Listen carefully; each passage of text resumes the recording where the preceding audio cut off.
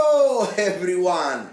Good afternoon in the West Coast and good evening on the East Coast. It's a wonderful privilege for me and an honor to have my special guest tonight, a wonderful musician, an incredible human being, Mr. Jerry Hay. My pleasure. Jerry, thank you so much for accepting this. I know glad to be here. Your schedule is extremely busy and you have so many things to do, and because everybody want a little piece of you. That's okay. I'm here. The first thing I would like to say that since I moved to California, I have been inviting Jerry to come to our house for a dinner or something. He don't have to pay for anything. He don't need to bring a good wine, anything. I say, yes, we'll do it. Yeah, we'll do it. Finally. It's a long way from my house to here. Oh my Lord. But I'm so grateful that you accepted and you are here today, and we're gonna have fun. That's the only thing I can tell you. Yeah. The best things about all is not even you or me, we're gonna play the trumpet. That's good. That's good for me. Yes. I've heard you play. I don't want to play after you. Come on. We're not gonna play. We're was gonna talk. And later on, of course, as always, we're going to answer as many questions as possible about anything, about the color of your underwear, your socks, whatever. They don't want to know that. No, you know. Oh, my goodness. Jerry, where you grew up? What's your hometown? My hometown is northern Illinois, called Dixon. Small town. How far from Chicago? About 100 miles. 100 miles from Chicago. 100 miles. Corn and soybeans and cows. You are a hillbilly. You are I am kind of me. Yeah. But there was a lot of music there. A really great band director there. So the town had a lot of music going on. So it was a good thing. And you was born and raised there until until I went to college. I lived there. You did a high school and everything there? High school, grade school, yeah. Beautiful. Yeah. And then you went to college to where? To Indiana University. Indiana. There when you met, we're gonna talk about later again. But you did the university in Indiana. Yeah, in Bloomington. Bloomington. Yeah. Bloomington. Yeah, beautiful. Great school, no? Great school, world's largest music school. I think it still is. Wow. It's crazy. I mean, there were people there trumpet players that I'd never met, and they'd been there 3 years. Well, I never met these people. Big school. Yeah, big. Really big. That's great, man. Yeah, it was great. And but you was playing already, no? When you got there. I started playing trumpet. Now, you're probably not going to believe this. What age? 13 months. Almost a year old? A little over a year old? Yeah. And then I know that I played at my grandmother's birthday when I was 2 years and a week old. I played for her birthday. So, and then my goodness. And then I played in church. I played in church when I was 3. I played on Mother's Day. My mom was a pianist. She accompanied me, and we played in church when I was 3. Unbelievable. Yeah. And how you sound when you were 13 months? No, my brother was older. You made some... and he had a bugle. He played in the Boy Scouts, and he brought it home, and I just picked it up. And blew it? Yeah. And that made you sick already, no? I don't know. From there on, you cannot get rid of that. Yeah, no, yeah. That's what I mean. Yeah. It was like my parents had a picture of me sleeping with it. It was like a bug, by you and... Yeah. Okay, and then where was your first gig as a professional? My father was a trombone player who sounded just like Jack Teagarden. Really good. No kidding. Yeah, really good trombone player. Wow. And he got me on a high school prom, a town about 15 miles away from us, and we played for the prom that night. And the first thing that we did was when everybody came in and they announced everybody. They announced each couple as they went across the stage. We had to play Bally High, and we played Bally High for 45 minutes. That was my first gig. And you were 10, 11? 14. 14. I beat you there on my first gig. I was 11. Well, I played 3 sets, and they gave me $5. well, that's pretty good. Yeah, That's pretty good. $5. I don't know how much I got paid. I might not even got. But that was in 1961. This was 64. Oh yeah. We were born the same year. 49? You're from 49? 50. I thought you were 50. No, I was born 49. Oh. Yes, I'm 50. You're a 40s baby. I'm a 50s baby. Oh my goodness. Yeah, no we wonder. still consider a baby boomer or something? Well, No? I guess so. Yeah. Yeah, No, I definitely think. are. Yeah. Okay, and then the first gig was with your dad band. Yeah. Beautiful. Yeah.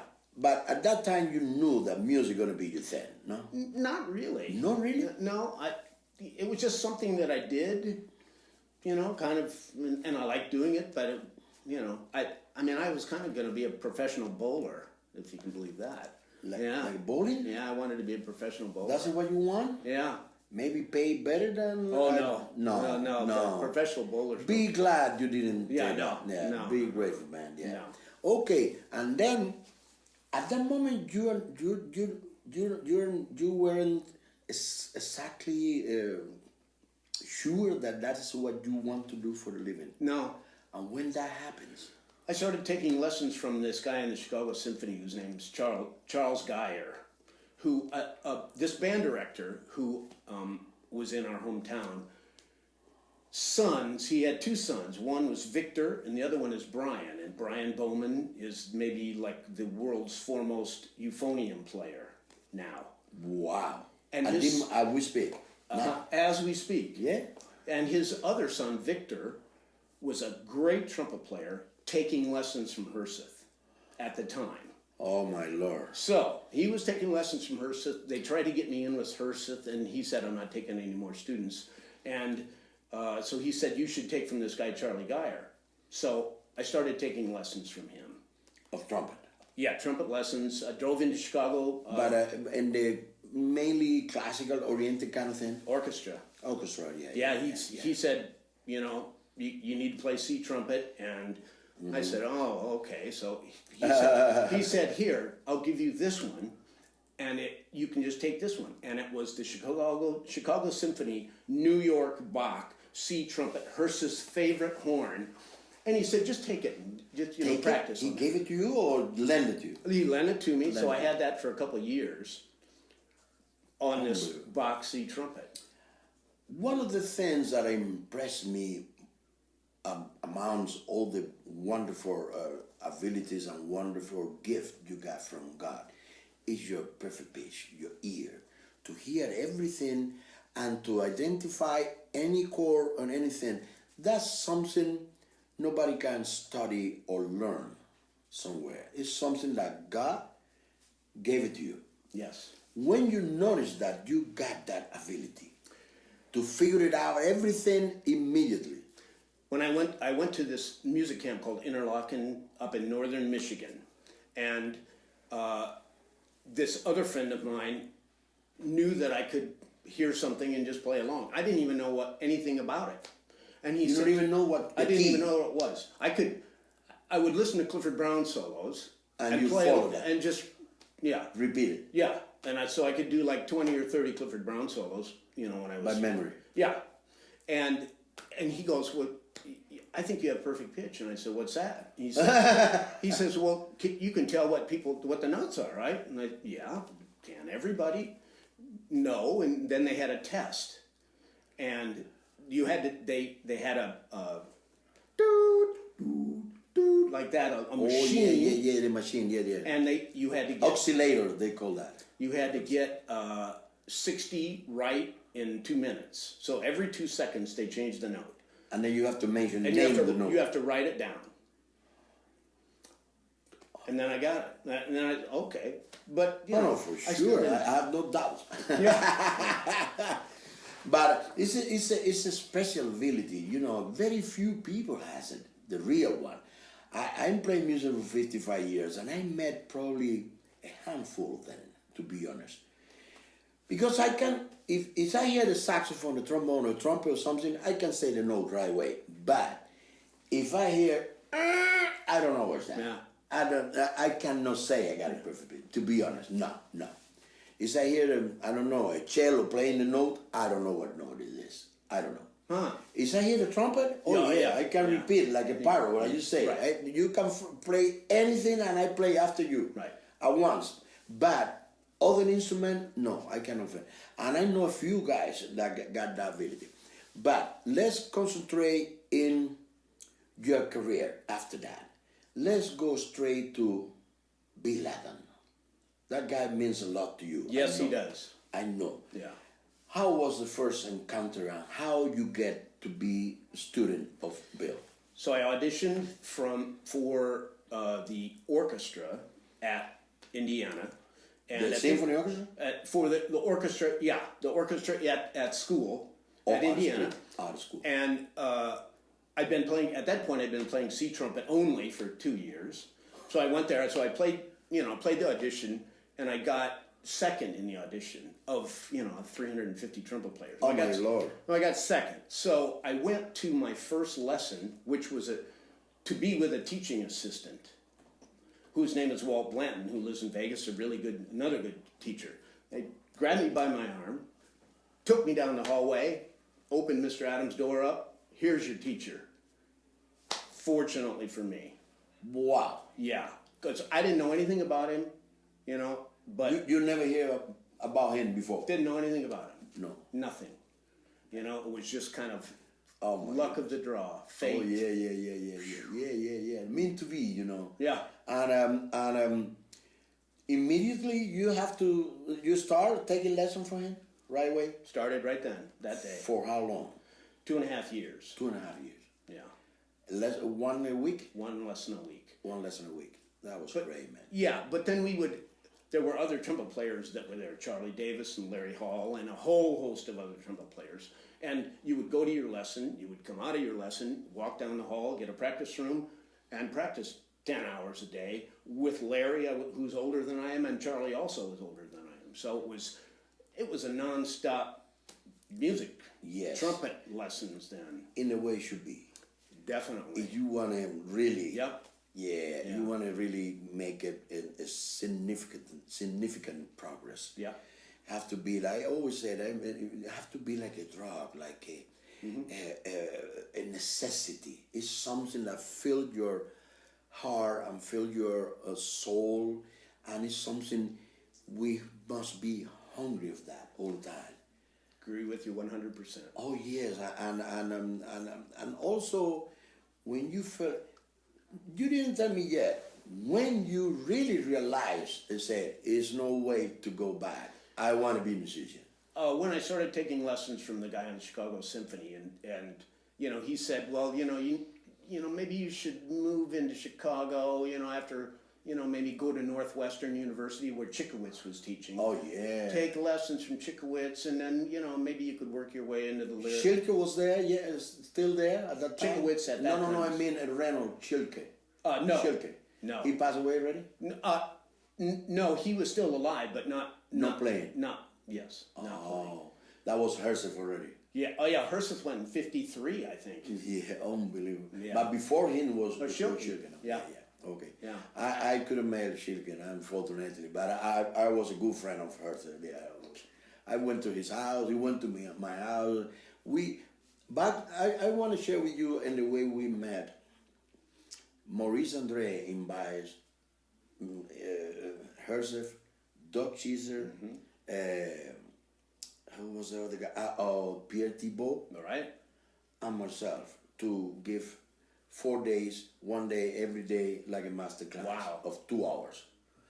And that was so funny because I was the last one in the road. I'm sorry, it was Maurice, Pierre Thibault, Doug Cheeser, Herseth, and myself. It was 5 days.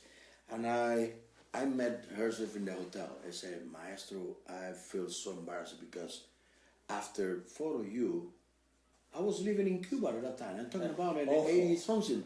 And I That's said, a tough group to follow. Maestro, what what I gonna say after 40 you? I'm gonna be. And you know what he told me? He said, "Hey man, just tell the story. Tell the story." And then we sit in the bar, we have a beer, and he looked at the beer and said, "You know what? I like the beer so much." He said, "Why?" Because it's the same ring of my one. Yeah. That was the first encounter with. And then Maurice didn't speak any English at all, but he speak very well Spanish. Oh. And then I was for almost 4 or 5 days the translator between Maurice and Herseth. And that was funny because Herseth said, "Tell him tell him that he got the most beautiful trumpet sound in the world." And I said, "Maurice, Mr. Herseth said that you have the most beautiful sound." And then Maurice said, "Tell him that he's wrong. He got the most beautiful sound." I said, "Herseth, he said that you're wrong." Yeah, that's great. You know, that was funny. We spent that. But the day of my thing, I jumped to the stage, and then they brought a guy to translate for me from my broken English into the French. Oh. Okay, that was the deal. When we start, oh no, I'm sorry. That was easy for me because I was speaking Spanish. Was a guy from Spain translating from Spanish into the French. Okay. When I say the first 2 words, he said, "What?" And I came close to him and I said, "Excuse me, are you a musician?" He said, "Hell no, I'm not a musician." I said, "Oh my goodness, this is a professional thing. We're going to talk about a lot of technical issues and things. You need to, oh my goodness." And then I was so embarrassed, a couple of hundred people there, and the salt player looking to the thing, and I was sweating. And then the old man walked to the stage and talked to me in English with a little accent. And he said, "Mr. Sandoval, can you speak English to me?" He said, "I could. This is not my first language, but I could." I said, "Okay, I can help you. If you talk to me in English, I'm going to translate it and in French." That happens to be Roger Voisin. Oh, yeah. Roger Voisin. Yeah, I didn't know who he was. Oh, Boston. Yeah, and then later on, Maurice said, "Oh man, we're going to invite Roger for the dinner tonight because he helped you." I said, "Roger who?" Oh my goodness. Great. Hey, that was funny, man. Pierre Thibault is beautiful. Great teacher. The best Brandenburg 2 I think I ever heard. No, Pierre was an incredible man. A beautiful person, beautiful. Wow. He was the first one to invite me to do like a clinic in the Paris Conservatory of Music. Yeah. Okay, let's go down. When you start orchestrating, arranging, composing, writing music, that was after? Yeah. I was, trumpet player. For a while. Yeah, we moved to Hawaii to Larry Hall, went to Hawaii to play some shows over there. So I moved over there. Gary Grant moved over there. Ollie Mitchell came. Chuck Findley came over. It was a great band over there. In Hawaii? We formed Seawind in Hawaii. So, Seawind, now we're playing shows and things. Well, we're playing kind of free concerts and anything to play. So, we got to have something to play. So, I started transcribing Tower Power, Breck Brothers, whatever, anything, So Earth, Wind, and Fire too? Earth, Wind, and Fire too? Earth, Wind, and Fire, anything. And so, because we had to have something to play. Okay, so I did that, and then there were some original songs written for the band. Okay, well, we got to have some horn parts. Okay, I'll write the horn parts. And for you, it was a piece of cake. Well, yeah, but it's not ever anything that I wanted to do at that moment. No. And you want to play? Yeah, definitely. Yeah. It's a different feeling, to be honest. It's not the same. It's not the same. So. It's just, it was kind of forced. I was forced into it because if you're going to have a band and you're going to have horns, somebody's got to write some horn parts. Yeah, but I wanna, in the same token, I wanna share with you that I believe, as a musician in general, the most important thing as a legacy is the music you write, because that's gonna stay there forever. Being a good instrumentalist is fine, it's good, there's nothing wrong with that. But the people don't talk too much about a piano player or the violin player who play when Johann Sebastian Bach or Mozart or something. Well, They're Gottfried still, Reiche. they're still Yeah. talking about what Mozart wrote and what Bach wrote, you know. True. Whatever you put on paper, that's your legacy, that's gonna stay there forever. And all those recording, your biggest, of course, as a trumpet player, you achieve a great name, wonderful reputation, and you recorded in endless projects. But your name, to be me as an outsider out of Los Angeles, your name resonate much bigger as the guy who write the best chart in LA. Oh, well, thank you. No, and everybody say that. Everybody. I don't trying at all to diminish your trumpet playing, because that's our passion, Right. I prefer to play the trumpet than anything else. Yeah, Sometimes me too. I BS. Sometimes I say, oh man, I would like to be wrong right at home. I mean, writing music or something. No man, that thing, that experience when you are in front of the audience and you see the people. That's a kind of unique kind of experience that's it's great. But we need a lot of people like you, because otherwise, who gonna write a chart? Yeah, exactly. What we gonna play? Exactly. What we gonna play? We have nothing to play. We don't have people like you. And then, you remember the first chart you wrote?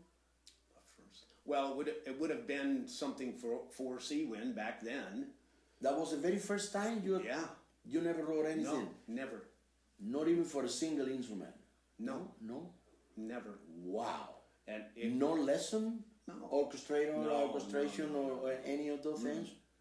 No, Harmony. no, No. nothing. Everything by ear. Wow. You listen to that, guys? Yeah, no more complain. Everything by ear. You know, when people ask me, man, what kind of things can I do to learn to improvise a thing? I said, it's simple. You know what you need? A good pair of headphones. If you got a good headphone, I wish good, yeah. Buy as much music as you can. Fill your iPhone and fill everything and listen to that all the time. But really listen. Don't just kind of casually listen. Listening, paying attention.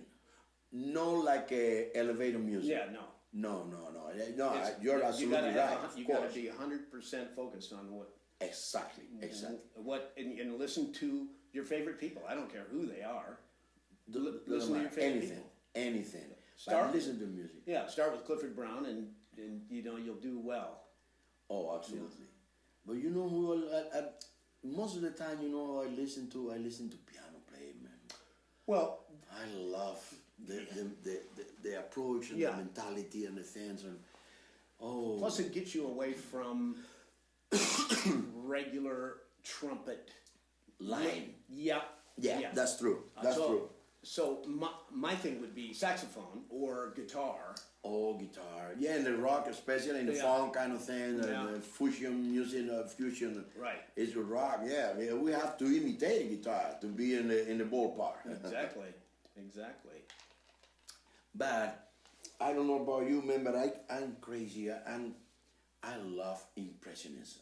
I love Ravel and Debussy and Satie and all the things. And beside that, I am a huge fan. I listen almost every day, all the time, to all the music of Sergei Rachmaninoff, because those melodies kill me. And the trumpet parts. The Rachmaninoff like seventh and Man, but all those melodies, oh my goodness, they made me take my breath away, And I feel a little uncomfortable when they introduce me. And now we're gonna introduce a Latin jazz trumpet player. Yeah, well, they haven't heard everything you can do, No, but like the rest of us have. No, but you know what? The thing that really pissed me off the most is the word Latin. Oh, Because you are a guy who went to school, you know that better than me. Latin is a language that the Roman used to speak many Right. centuries I ago. took Latin in high school. Of course, and then later on, that language became the official language of the Catholic Church. Right. Church, okay, and then we are not Latin. Latin is a language that for hundreds of years ago, and they say secularum, secularum, seculatum. Amen. Right. That's a Latin. We are not Latin. Yeah. And by the way, all my family came from Spain. You know, everybody, all my four grandparents came from Spain many years ago to Cuba. And but I always say to people, you know what? Not even call me trumpet player, man, because I feel uncomfortable with that. I want to be remembered, as sure for you as well, as a music lover. Yeah. I love music. And I enjoy listening to your music, to your charts, all your orchestration, all the things you do. You're a great conductor. When we did Trumpet Revolution, you conduct the whole album, man, and that was amazing. You did a wonderful job. Thank you. Nobody My complained. pleasure. Nobody complained. Not even the string players. Oh no, and the musician in general, they always complain about a conductor. Yeah. But I remember you did a wonderful job, and you saved our project several times when you hear a bunch of wrong notes in the part and the things and missing part on the thing, and you fix it on the spot. Man, that was, I say, damn, this guy, this is a serious deal over here.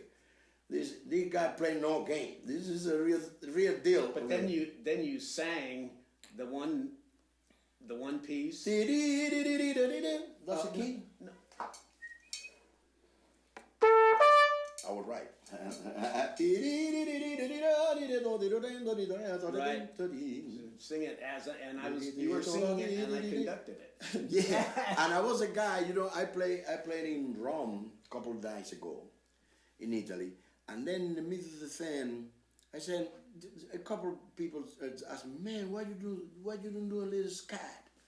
And then I did a Donnelly. That's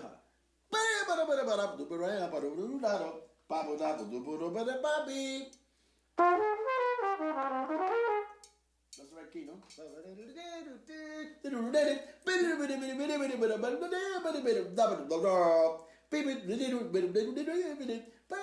I know your son is amazing doing the scat and singing those kind of bebop kind of thing. It's crazy. I hear the recording, man. I was impressed. I said, man, I think he get from the search.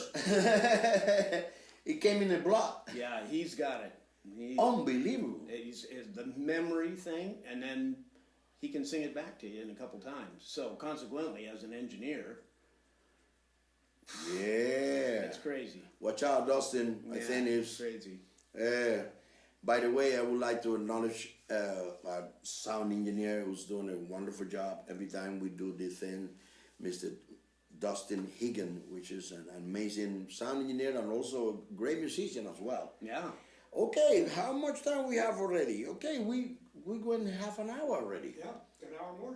Yes, we got another hour, and then now we're gonna take a little break without leaving the room. I'm just gonna do this. Hold on, guys. Bear with me. I want you say. You can only go so. Okay. I want you say hi to our dear friends. That's the problem. Go ahead. It's okay. Are you okay? Yeah. Here we got Mr. Gopar, the birthday boy, Mr. Gary Grant. Today is Gary Grant's birthday, and we are so happy to have you here, man. Mr. Chuck Findley in the house, ladies and gentlemen. Chuck Findley, and Findley, his wife. Thank you for coming, Mr. Espinosa. Show your face, man. Come on. Okay. And here's Dustin Higgin, the one and only Dustin. Get in the camera, Dustin? Am I not in? No. Okay, and now we're gonna continue with the thing. Beautiful. We still on? Yeah. Man, thank you, Jerry. Beautiful. Yeah, put a little up there. We don't want to cut Dizzy face. No, definitely. Because it's good to have Dizzy in the back, smiling. You know. Yeah. Talking about musicianship and musicality, all those kind of things. Dizzy was amazing, man. Amazing. I always said, you know, when the famous stories when Miles came to him and said, "This man, I want you to help me to, you know, improvisation, this and that," and Dizzy say, "Okay, let's go to the piano." And Miles said, "What?" Dizzy say, "Yeah." Yesterday, a couple of days ago, somebody posted a picture of a very, very young Miles on Facebook. Maybe you see it. No, Very young Miles on the right side, Charlie Parker like a boy in the left, Oh, I and did see Dizzy on the piano. Oh, I did and see Dizzy that, on the right. piano. It's a recording of that, by the way. It's on record that Dizzy Really? played the piano in 3 tunes, where Miles played the trumpet and Charlie Parker. Wow. Yeah. I didn't know that. Yeah, that probably was his first instrument before the trombone. Well, the piano first, and then the trombone, and then the trumpet. That was Dizzy. He ended up with the right instrument. The right evolution. I don't know about that. I think the right evolution is to me is toward the piano. Well, yeah. Because the piano is the best, for me, it's the best teacher. Yeah. The piano even made you understand the music in general a little better. No question. You start to hear things that you didn't hear before. Yeah, harmony and Not for you that you got your incredible ability and your patience in, but for me, I cannot write a couple of bars, I mean in terms of changes, then I'm not sitting in the piano. I have to play everything to be sure whatever I put it in paper is what I hear. You know? Yeah. I hear about the great ones sit down in the table outside and write a symphony. yeah. But that's not me. No. I'm sorry. No. Yeah. That would be tough. I need a piano for everything. Yeah. Okay. Let's answer a couple questions. What you have there? You know, nobody sent questions yet. I posted a couple times, so I guess just keep talking. Hopefully we'll have some soon. Nobody have question? Not yet. I haven't gotten a question. Oh, and we have somebody listen to the thing? Watching the thing? Yeah. How many? Well, right now it says 89 live. We've had a whole bunch. Wait, we've got a question. Question. This is via Messenger. This is George Rollins asking a question. He says, curious about the wide variety of trumpet tones. Bright, dark, sizzle, no sizzle. How does this work within a recording session? And is a standard sound for recording wings? I don't know. Sure that. That's for you. The trumpet sound is what you hear. You're gonna sound like what you want to sound like What you by guess? what you hear. Wow. I believe that you would sound like Arturo Sandoval on anything. I know Chuck Findley sounds like Chuck Findley on a garden everything. hose. Oh, they got He can play any trumpet and still sound like Chuck Findley. Yeah. You sound like you. We- Yes, you can change a mouthpiece and you we, can change a we, horn. we always said it's not the arrow, it's the Indian. Yeah, that's right. But at the same token, I'm so happy to hear you saying that, because I always said you're gonna be able to produce the sound that you could guess before you pick the horn. Or you're going to miss the note, first of all, if you don't hear it. And the pitch gonna be Get back. funny. Yeah. And the tone gonna be whatever came out. Know what you really want to produce, and it's up to your imagination, Yeah. you know, and your also your taste of tone. Well, yeah, and what you're striving for. I mean, some people want to have a real bright, thin sound. Some people want to have a real dark sound. Oh, Yeah. For the jazz, preferably, I think is more a little more appropriate, like a kind of a dark sound, you know. But from other things, you play in the lead in the big band or whatever, forget it. You cannot play with the dark sound because you're a big mouthpiece. Oh no, you're never gonna get through, you know. But I at this moment, I should mention a few persons, and I learned the number one and the most important one, of course, was Johan. Johan have a special concept of a sound, and for him, of course, was the first priority. And in the lesson, I got a privilege and an honor. I took a few lessons from him, and he mentioned that word always a couple of hundred times. Sound. Yeah. Sound. Yeah. Sound. The first time I played the double tongue for him, I said, wow, that's great. And where's the sound? Oh my goodness. Oh my goodness. Yeah. Oh my goodness. And I hear Malcolm also always mention something that make a lot of sense, which is the dead center of the note. Herseth.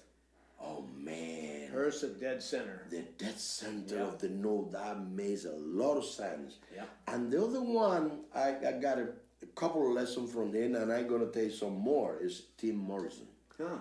Tim have a beautiful sound in the trumpet, man. He really understand very well what is the center of the tone, you know. And when I played for him, that was the first thing he told me. He said, man, don't try to sing like a singer and Right. He said, oh, oh, oh, oh. Man, that make all the sense in the world. Yeah.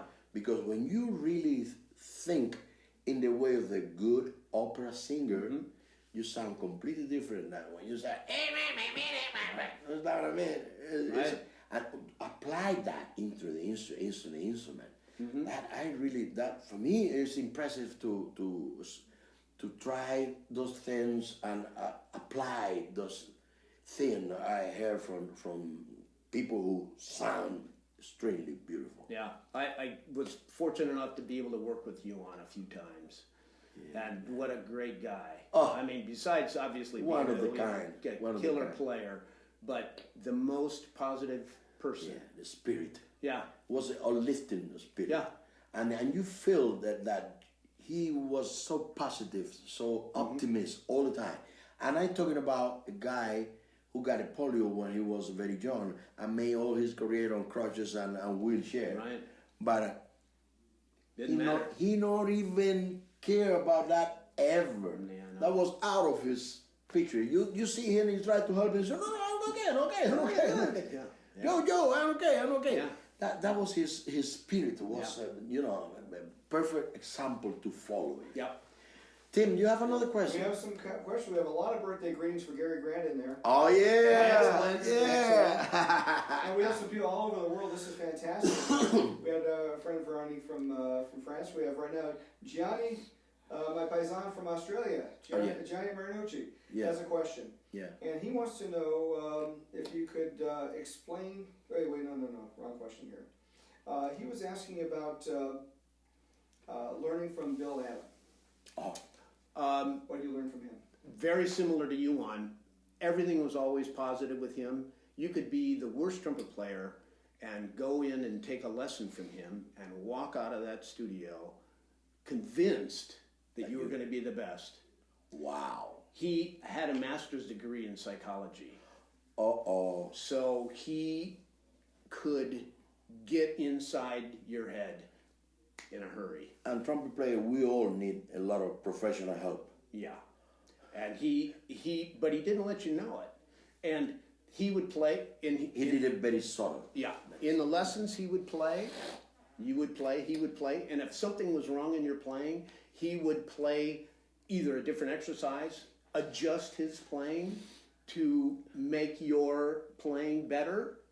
And he would do that 8 o'clock till 10 or 11 o'clock at night, every day. Every day. How many lessons he could get? 10 lessons a day or something? An hour lessons. So he would give, probably 10 lessons a day. Unbelievable. Yeah. The guy was the most amazing man I have ever met. Oh my goodness. Beautiful. He was. I met him, unfortunately, he was very old already. I met him very briefly one time, and we just get introduced and said, I think it was that thing for Herseth.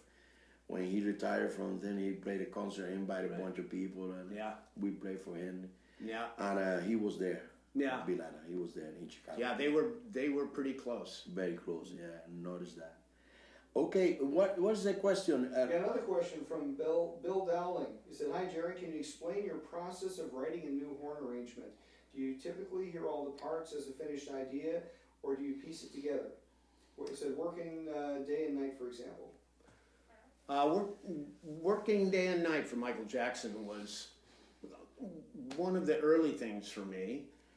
I was at 70s, you know? 70s? 78. 78. And actually, Michael, working day and night, so it's, okay, it's got to be some kind of frenetic thing. He starts off the record and he goes,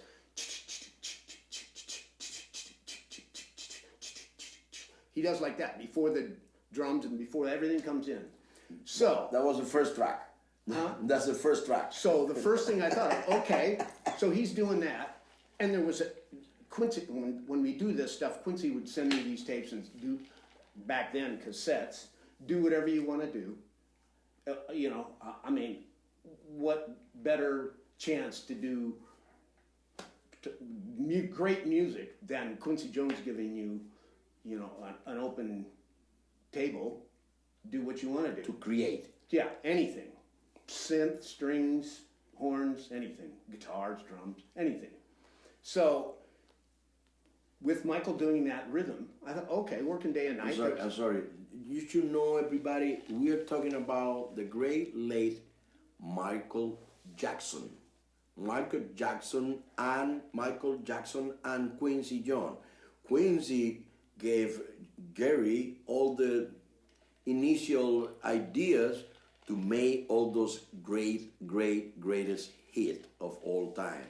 And he's responsible for all those things. Thriller, and how many records you did with Michael? Well, Off the Wall, Thriller, and Bad. Oh no, we did. No, we did nothing. Dangerous too, and then actually we did one of the other ones, History. Something. Oh my goodness, guys, we're talking about the cream of the cream of history of pop music in the world, and Jerry is responsible for those wonderful chart and the great arrangement of those so popular tunes all over the world. Your name and your credit has been known all over the globe, in any language, in any country in the world. But of course, you're not. I never did it for that. I did it to make the music as good as I could make it. It's not another way. Yeah, doesn't you exist. can't go after the credits. And start going after the credits, because then the you're not going to get there. The people who fighting going after the credit never gonna get it. Right. Exactly. No, the credit came to you. You didn't fight for the credit. You don't need that. You didn't need right. The credit came because you earned it. Exactly. In the right way, doing the right things. Right. Not because you are a butcher or you are a thing. In some places the people are trying to be more politics than real artists, and that in the end it doesn't go too far. No, and in the end everybody know that this is fake. Yeah. The real deal, you don't have to say. The people gonna acknowledge that, the people gonna respect that, and the people gonna go and look for you. How many people call you every day asking to do chart for so many years? Yeah. A lot. I know, a lot.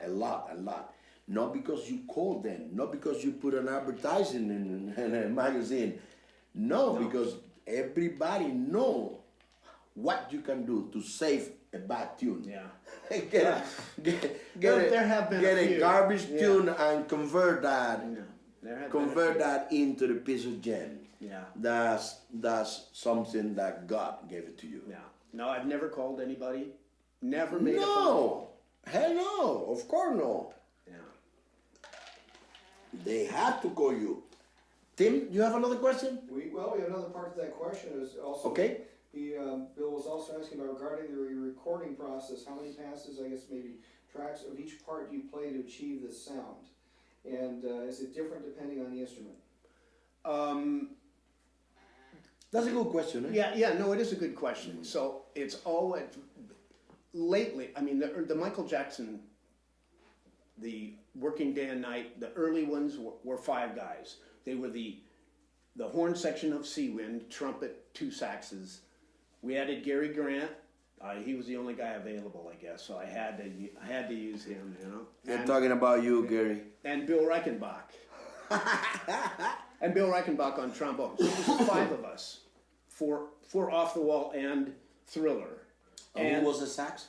The 2 saxophone players in Sea Wind. Larry Williams. Here he is now. Excuse me, I'd like to clarify something. How you doing, Arturo? Good to see you. Hey Jerry, how you doing? Yo. I'd like to clarify that the reason that I was always available is that I was always available. And that's the first reason. And I was scale.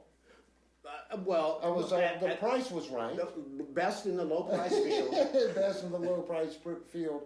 Are you drinking a good coffee? I am. A good Cuban coffee. Oh man, no, it's Italian by the way, but we call you. You know what a wonderful tribute this is, Arturo, for my good friend, longtime friend. Yeah. So many years, Jerry and I have recorded together. He didn't ask for it, and we're doing voluntarily. Yes, well, that's not what Chuck said. Chuck said he's getting $1,000. No, and by the way, he don't pay for that. Maranella is cooking for all of us to celebrate your birthday today. That's right. I am going to eat good tonight. Yeah, you bet. You bet.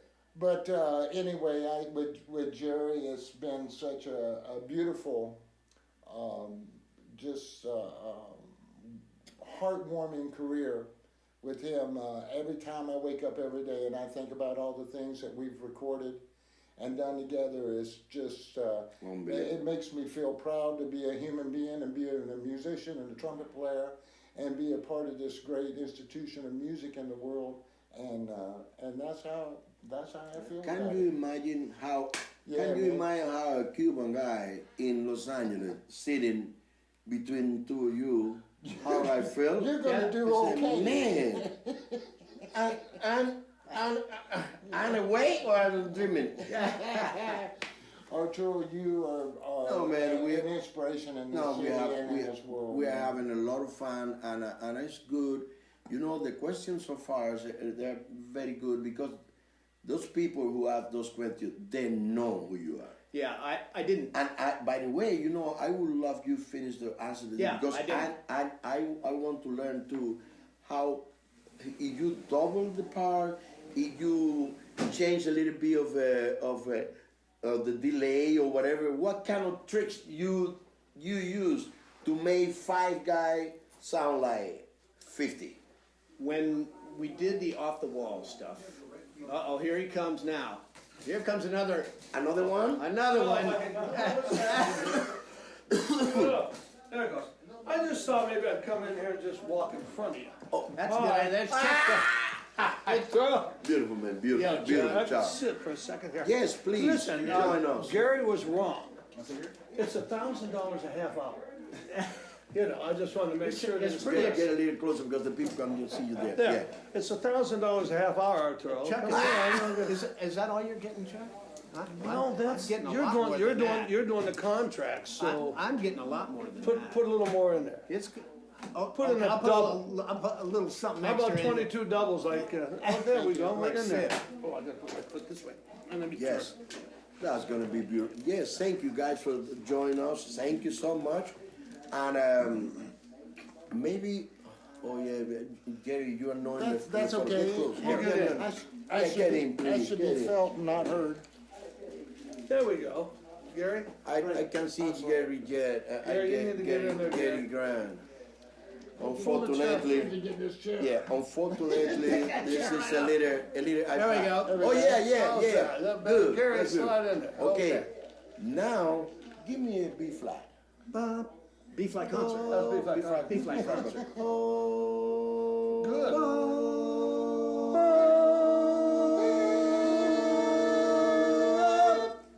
One, two, and 1, 2, 3. Beat-o, beat-o, do,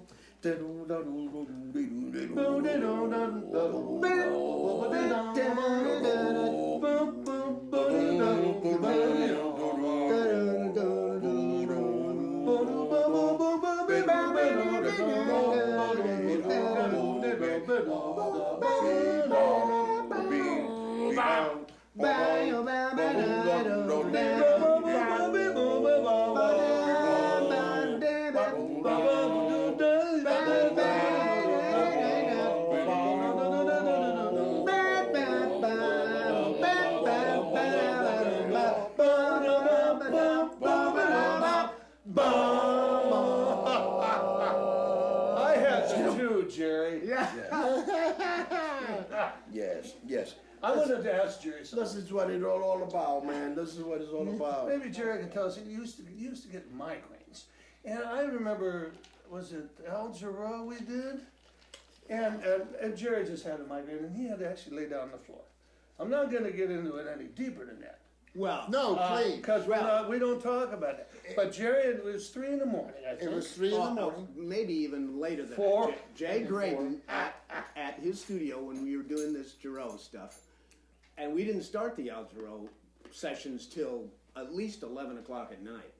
The Al Jarreau sessions were 11 until 6 or 7 in the morning. You put the vocal first before you Tracks, everything was done. Everything was Come done. and do the horns. Only the one.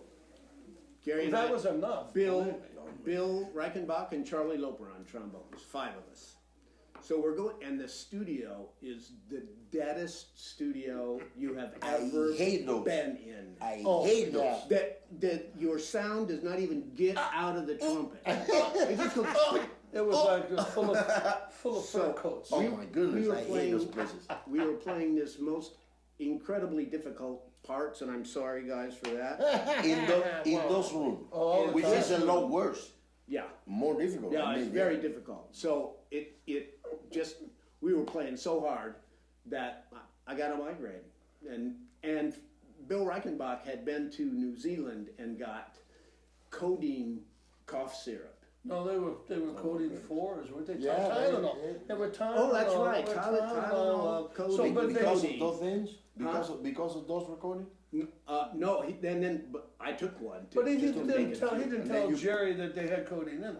He just said these are Tylenol. These are Tylenol 4s. He said, Jerry, and But we you were straight laced. completely. He didn't even drink. no, and on this one, on the beginning of Imagination, it's called. The figure goes bam bam bam bam like that, right? So the So double C.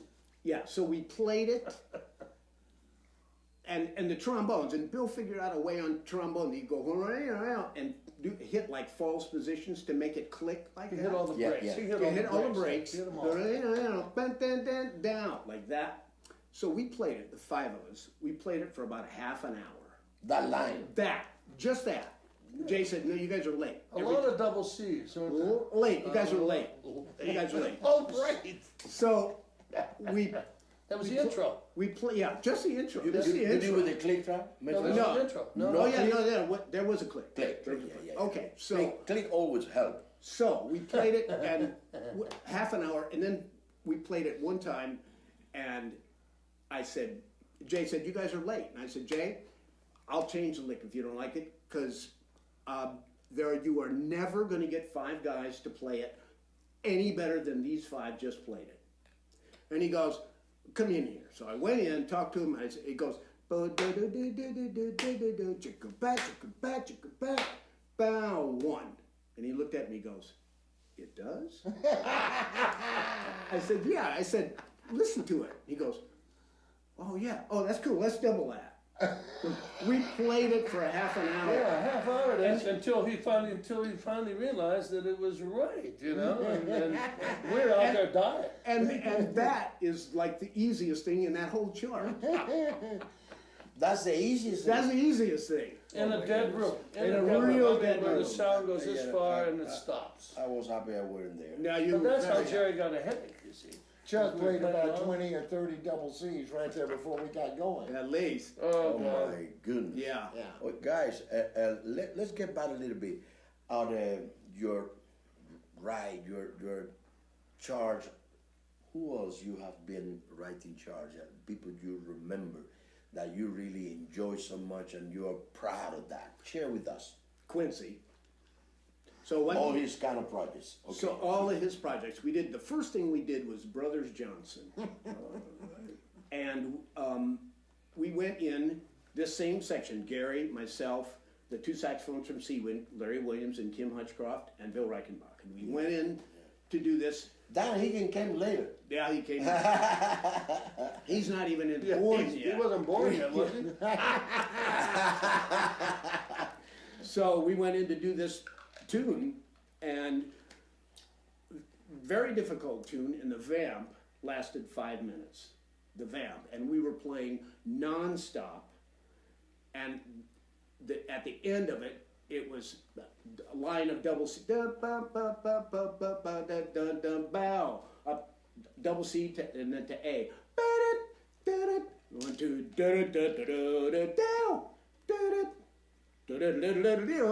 I mean, you know, all over the place. It was crazy. So we played it one time, we punched in and stuff, and then Gary goes, guys, let's do this in one take this time. So Who said that? Gary? yeah, the wise ass over here said, let's Oh my do Lord. it in one take. So we did. 5 minutes. So we played this thing, and it's just stupid.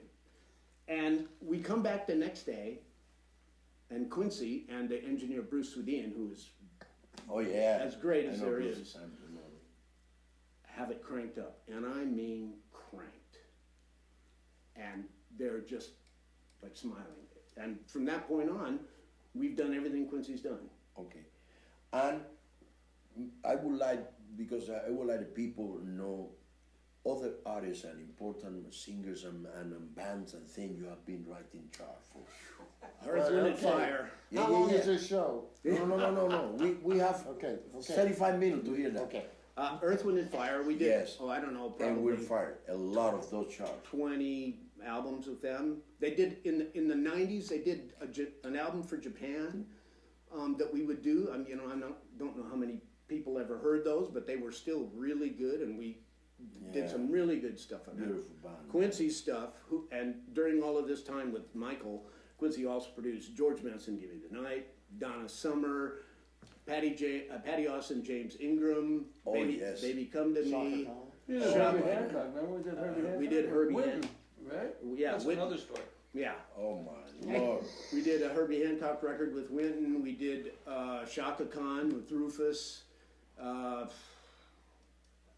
guy, Nick Kershaw, who was from England, who was really great. Oh yeah. You ever work with Sinatra? Yes, we did. Well, I did L.A. Is My Lady. You wrote a chart? That I did. It was just a little flugelhorn thing. We did that. Then we also played on a Sammy Nestico chart, Stormy Weather. We played on that chart With the chairman of the board. with him there. Yeah, that Wow. was kind of a funny little story there that we had rehearsed. Quincy hired the band for all day, and the morning we just run down the charts, make sure that everything's good, make sure the sound is good. We had lunch, everything's great. Wow, this is going to be great. Frank walks in and it's like, uh-oh, he's here. Oh yeah. He's here. He refused to overdub. Yeah, Well, he did everything live. Yeah. Old Everything. Rise did everything live. Yeah, I never yeah. saw anything like it in my life. Yeah. Incredible. so he's here, and all of a sudden it's like, Uh-oh. oh, yeah, exactly, right? So we start doing the other chart. I'm not sure what that chart was. And he gets through about halfway and messes up the lyrics. Oh. Stop. Okay, well, here Quincy conducting, and Quincy, okay, one more from the top. And Frank goes, Quincy, I've been doing this for 50 years. We're going to start at bar 70 or whatever. And he counted it off. different tempo. Oh.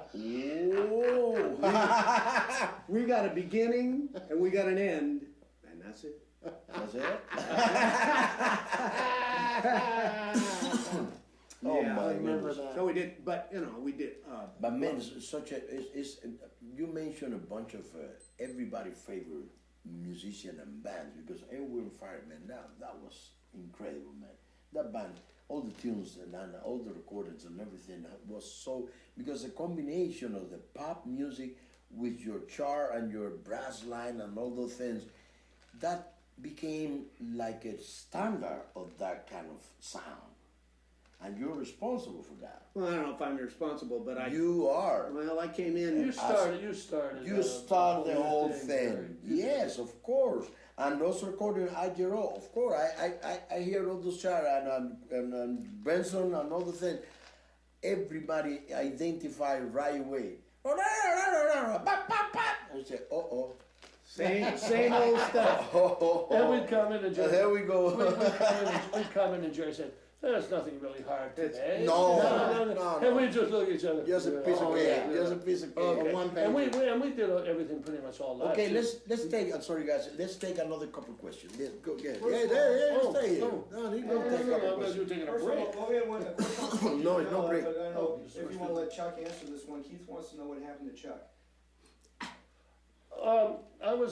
When I jumped out of the plane, they said it was no big deal with the landing, but they lied. No. Without parachute. Yeah, without a parachute. Yeah, they didn't open. No, I was in the supermarket. I just took a walk. We have a He greeting put a from- feet in the wrong place. from another guy who's not a very good trumpet player, not very well known, Randy Brecker. Randy said, Yo, Randy. Randy Yo, said that brother. Randy said that it was the greatest barbershop quartet ever. He said I'm in St. Petersburg, Russia, and got to hit the hay. Thanks so much. Beautiful Randy. We love you, man. We love you. We love you. He's my best advocate and promoter of the thing to practice. With the same He really is devoted to that. Every time I saw him around, he's using that thing. I say, Randy, that now I believe it. The Sandovals? Yeah, he loved that thing, man. He's playing better than ever. He is. Yeah. You say it, and He also took from the same trumpet teacher I did. Oh yeah. He was Was there. he at IU when you were there? No, man, Michael Brecker was at. Oh, Michael, yeah. He was like a couple of months or something in Catalina. I went there to see him. Oh yeah. I swear to God, I told him that. I said, Michael, Randy, I know you for many years and I played with you hundreds of times. You sound better than ever. I swear to God, I told him. Yeah. I told him. Yeah, I did too. I said, man, you sound better than ever. And you're not a baby anymore. Like us. You are from 50? Yeah, you are a year younger than me. Okay, I know your age. Are you today? I am 40. At 47. For, I am 71 today and proud of it. There's a good side to it and a bad side. What's the good side? Yeah, don't tell what us about that. you put Bowers, 17. You feel like 17. Yeah, I feel like 17, strong. You look like you're 17. Yeah, thank you. Well, with these guys, you feel young. What about you? 47, baby. Playing the trumpet? No, I was 3. 1950, when Jerry was born, was when I was playing the trumpet. I was 3. Wow. The year Jerry was born. Wow. Look at that. We started Another question. Yes, we have another question. Now, this is kind of an interesting one. Somebody's got a problem. If any of you can address it. Trumpet player says he has tinnitus. Any suggestions on how to hear the notes before playing? He said most time he's got 3-4 sounds in his ear. It's a medical, like a ringing in your ear. Do you have any suggestions that might? Do. That's a B flat. Do. That B flat concert. Mm-hmm. I think He needs says to yes. see- I think he actually needs to address the issue first. The medical issue. They have some issues for tinnitus now. Tinnitus, yeah.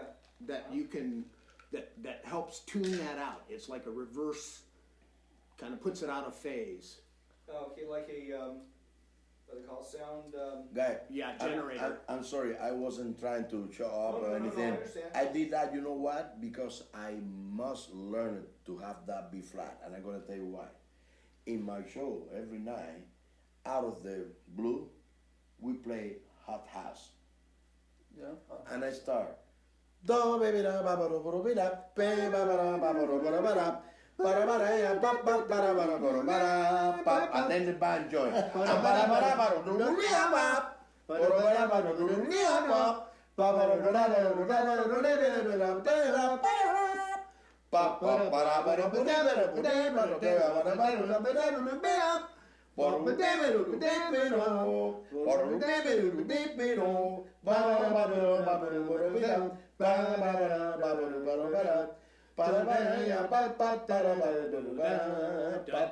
So, if I know. of course, if I don't get that B flat, Yeah, trouble.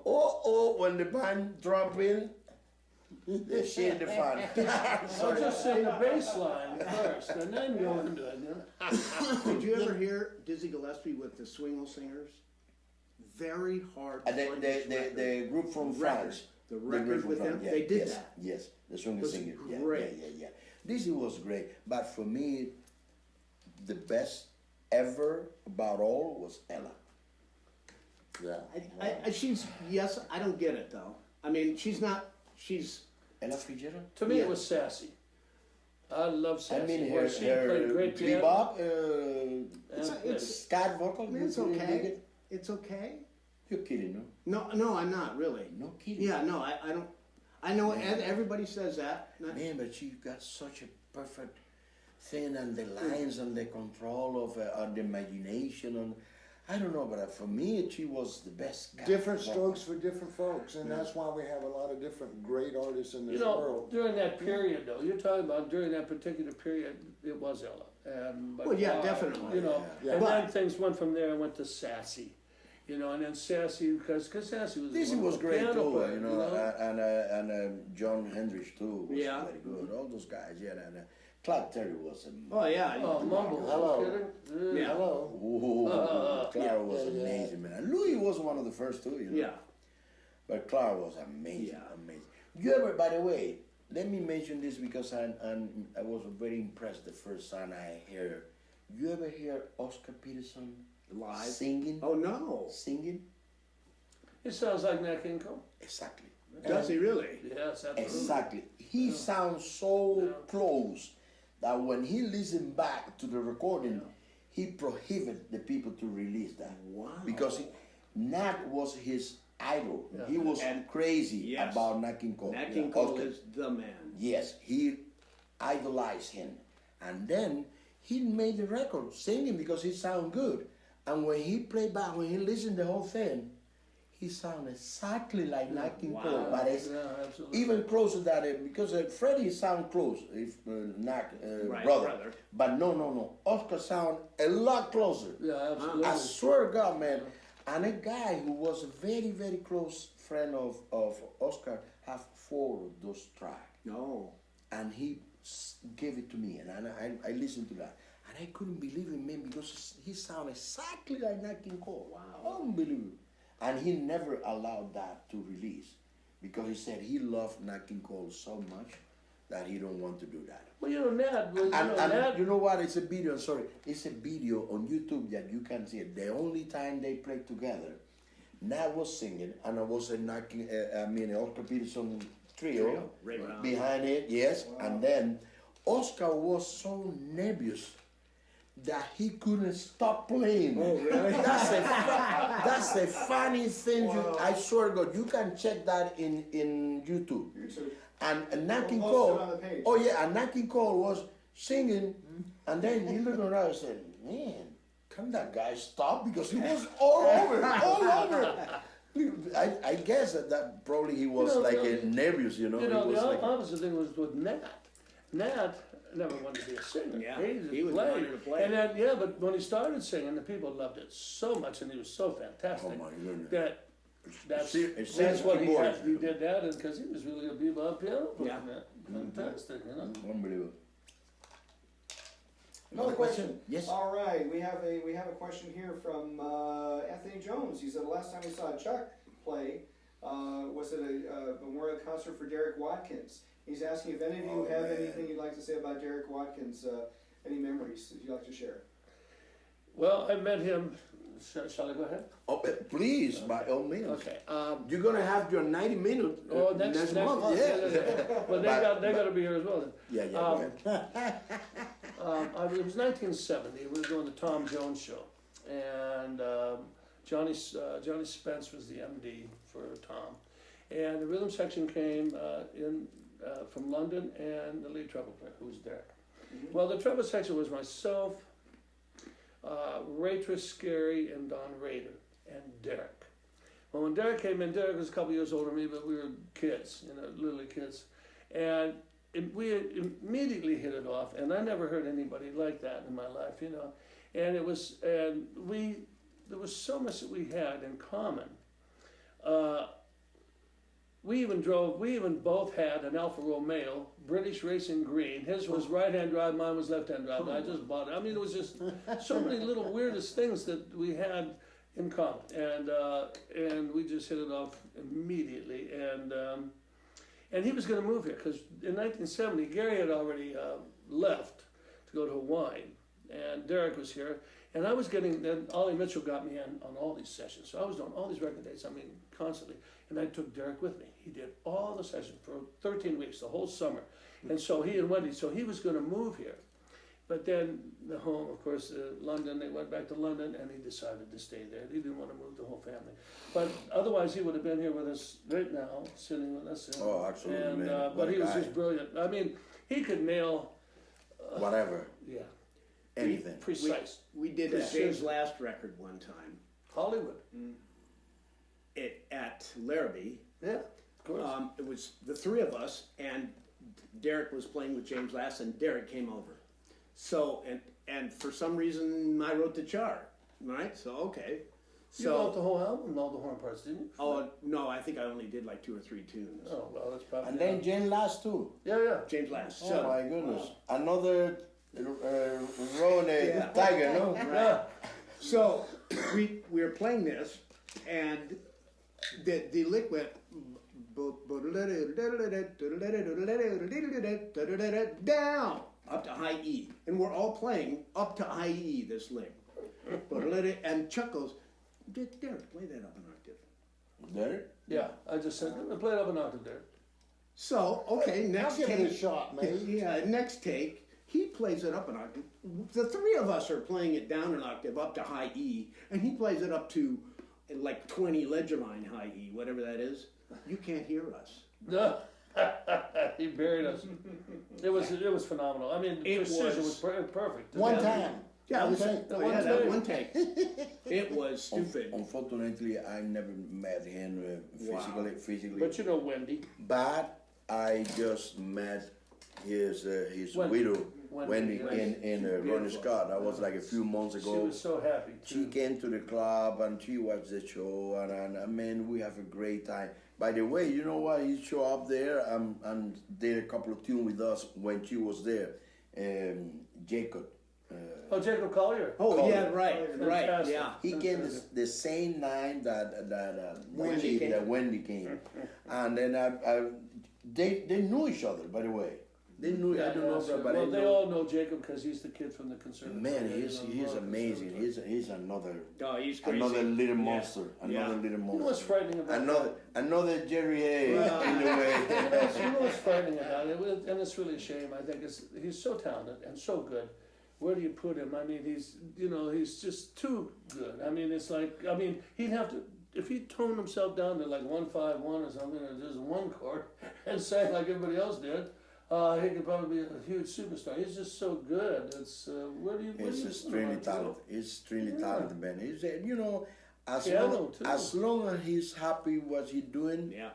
Yeah. Just leave it alone. Yeah. Keep going. Keep doing your thing, exactly. keep producing, and let your imagination fly, and we're going to enjoy that. Yeah. Another question, Mr. Lamarca? We have a request And and what? a question. Another quartet, barbershop. Something when you do it on trumpet, but the quick request was from Nick Mondello in New York. He'd like to. Hey Nick, what's up, brother? He'd like you guys if you also give a hi to Jack Sheldon.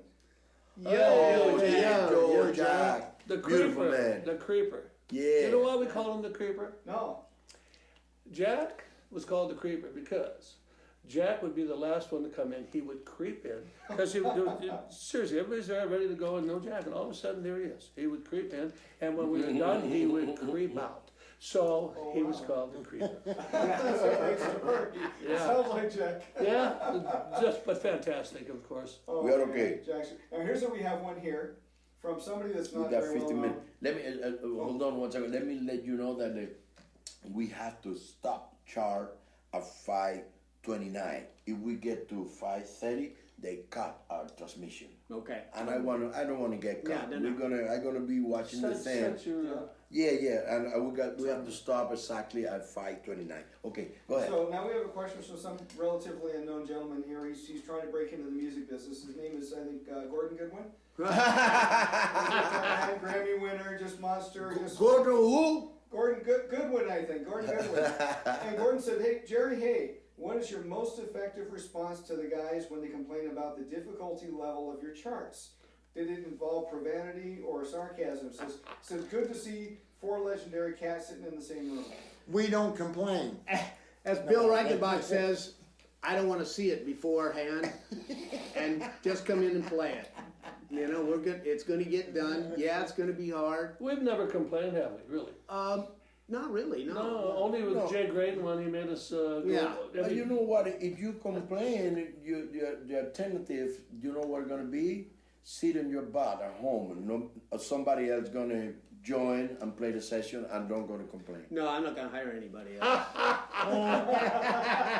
Liar.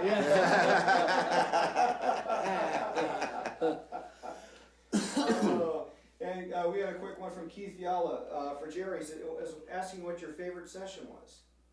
Oh, boy. Uh-oh. We got to Don't go in 10 offend. minutes. Don't offend. Should Don't I leave? offend anyone. Don't leave anybody in or leave anybody out. Well, yeah. He got a pleasure and a privilege to use the best guy in town to do his things, because otherwise he couldn't realize his No, that's true. ideas. That's I'm true. sure you could pick. Quincy, anything he ever did. Al Jarreau sessions were very difficult, but stand up. Beautiful, yeah. Earth, Wind, and Fire, Maurice was so beautiful. Oh my goodness. Just great. He was really great. David Foster, brilliant in the studio. Brilliant. Oh yeah. Oh, Good ear, no? perfect pitch. Perfect. Keyboard perfect pitch. Oh yeah. Great. Yeah. Oh. No, great. No Really wonder. great. No wonder. Any style, yeah, really great. You know, a lot of really great people out there. You know, those 4 are probably the Oh, I forgot to ask you. What year you moved to Los Angeles? 76. 76. Gary moved in 75. We were over in Hawaii for 4 years together. Before that, Gary, You moved first to Hawaii before you moved. No, he was here first, and then went to Hawaii. Gary was here. Chuck told me to come over here. I was in No, he Hawaii. was here before, and then Yes. then Harvey called you. That's right. And I went to Hawaii, and then Chuck came over and he said, "Gary, you should come back to LA." Hey, why you don't shoot in different places like Afghanistan, Because, Siberia, or somewhere? you know, Hawaii and Los Angeles, man, that's an easy life. Yeah, you know, yeah. In Florida before that? Oh yeah, yeah. You know, getting back to Jerry is as because I was there with him on the very beginning throughout his whole career. Is Jerry not only was the premier horn writer and arranger, horn strings doesn't matter in the world, in my opinion, but also as a player. You know, he was shouldering up there with Chuck, myself, and everybody that came along knew who Jerry Hay was because he could play anything, he could sing, and he can sing anything. And that's the truth. When Gary brought me to Hawaii to do not Dick Jensen. Who was that guy? John Rolls. John Rolls. So I'm over there and I'm playing in the lounge at the Pink Hotel, whatever it was called, the Royal Hawaiian. Royal Hawaiian. And Gary introduced me to Jerry. So I meet Jerry. I knew Gary. So I go to Jerry's apartment and had my horn, and we started playing. And we just played, I don't know how long, Jerry, an hour, maybe Probably. at least an hour. We were just playing back and forth, we were just playing, and then he says, "Come on, let's go." Because I rented a motorbike, 125cc bike or something. Jerry says, "Come on, let me show you the island." Scooter, you mean a scooter? No, motorbike. So Jerry and I, after an hour blowing our butts off, get on the bikes and he shows me the island, and we went all around. Oh, it's just beautiful. Yeah. That was our first meeting. It was fantastic. Tim, you have another good question there? Do I have another good question here? Well, We got 9 minutes to go. we have a few minutes. I don't really have. Well, there was a couple people did ask us about Jerry. The man of the hour, of The man course. of the hour, absolutely. I want to know about, are you still playing trumpet, or are you just arranging, or as a performance? Drinking good wine as Drinking well. good wine. I'm definitely doing that. We know that. Yeah, we're going to have some of that later He on. got a good taste for wine. Yeah, I do. Beside music. No, I'm not playing anymore, unfortunately. I've had some health issues, but still doing some arranging, a little bit here and there, when anybody calls. So, They call a lot for sure. They call the right Because, guy. because call the right who you gonna call? Jerry Hay. Who you gonna call? Jerry Hay. Who you gonna call? Jerry Hay. Yeah, that's exactly. And you know what? I gotta tell you, you mentioned something about this is, I think it's worth it to mention that you are a good example of integrity and your passion and your strengths as a human being, because you survived your sickness and your thing and your desire to keep enjoying life is a plain and fair demonstration of a guy who really enjoy life. Yeah. And enjoy your friends and your family, your kids, and all the legacy, all the things you have been doing for so many years is something that you have a lot of reason to live for. definitely. And that is a kind of how can I say, it's like an engine that gives you that strength and the desire to hold on life. Yeah.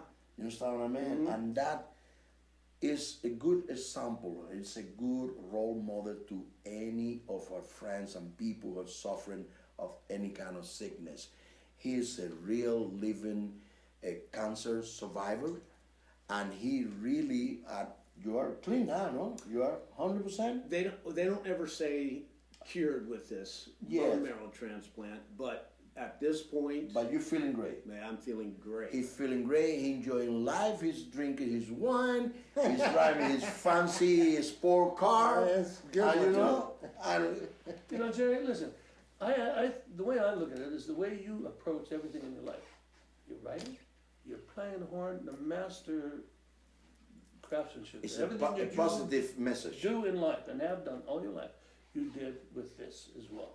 And you were set, you were gonna do this, and you did it. Yeah, Your hair is that's- even that's- darker. Yeah, How did you do that? it's a rough way to go to get darker hair. We always said in life it's important your attitude in front of anything. That's all about How you affront things, whatever happened, because we all have inconvenience and obstacles, things appears in your way, but your attitude, oh, what's that? What's going on? No, easy. We still have those are thumbs up. 5 minutes. I don't know. Those are thumbs 5 up. more minutes there. Those are love 6 and minutes is 23 after. those are love and have 5? 5 Our minutes. engineers say 5. those are thumbs up, Arturo, and a little love. Oh, good. To- You know what?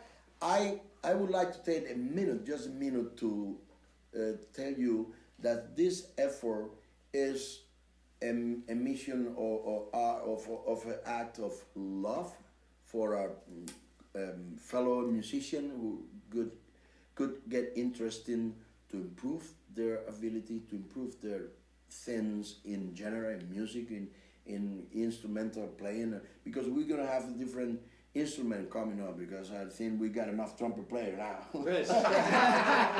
But we're gonna start to have some keyboard player and saxophone player and trombonists and all the instrumentalists. And this effort is with the only mission to help and express and share our experience, because we are a little older than most of you. Our experience in life, in music, in any things that we get through in our life, we want to share with all of you. And I hope that most of you or everybody appreciate this effort, because it's an act of love. Yes, it is. It's not business over here. We are not selling anything. We're not looking for money or fame, because that's completely irrelevant. That don't make you happy.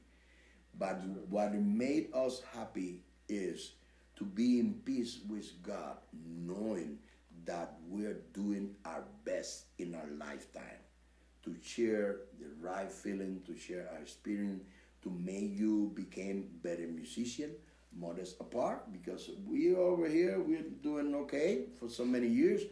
And then that's the only thing we would love to encourage all of you to be better musician and keep your passion and love and discipline. Love is the word. Love is the answer. And Absolutely. especially as a musician, we must feel extremely happy and proud, especially in this moment where there's so many negativity and so many problems around the world.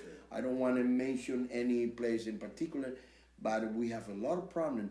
It's our mission to share the good part of life and the positive side of life, because the people need to get rid of all those bad news that we hear every day. You put the news, man, it's so depressing.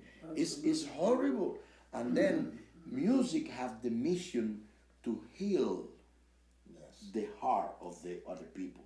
And this is our mission in life. And we are so pleased and proud that God gave us that mission.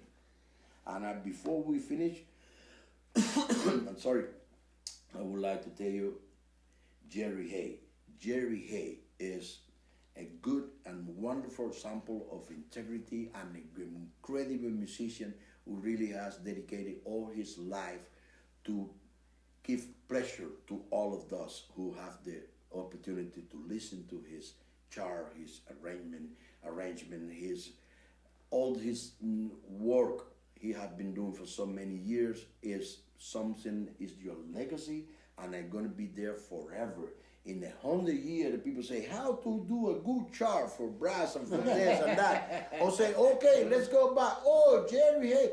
Oh, man, that's the guy. Oh, yeah, I remembered. I saw him on Arturo thing. Yeah. Thank you, Jerry, so much. Last one. A couple things real quick. If you could tell a little bit about ASI. ASI is Arturo Sandoval Institute, but it's something which is also part of the whole thing. It's an organization to help people in needs, kids that need instrument, need a scholarship, need a lesson. It's part of the whole thing. The whole mission is to be in peace with the Lord. If you're in peace with the Lord, you're going to sleep well. You're going to feel happy even if you have an empty pocket. Because money sometimes, but most of the time don't give you happiness. But a satisfaction in your heart, and be positive that you're doing your best as a human being. Forget about even the music. As a human being, if you're doing your best, you're going to be a happy person. I'd like to try it with some money though. It's a lot of young people there that listen to that. Let's give them a good example. Okay, bye guys. Bye. Much love. Thank you, Jerry. Thank you. Thank you, Jerry. Thank you, Tim. Thank you, Chuck, to coming, man. And next month, Chuck Findley gonna be the next. Yeah. And then Winter Marsalis and then Branford as well. Yes. Fantastic. Beautiful. Bye, guys. Bye. Bye.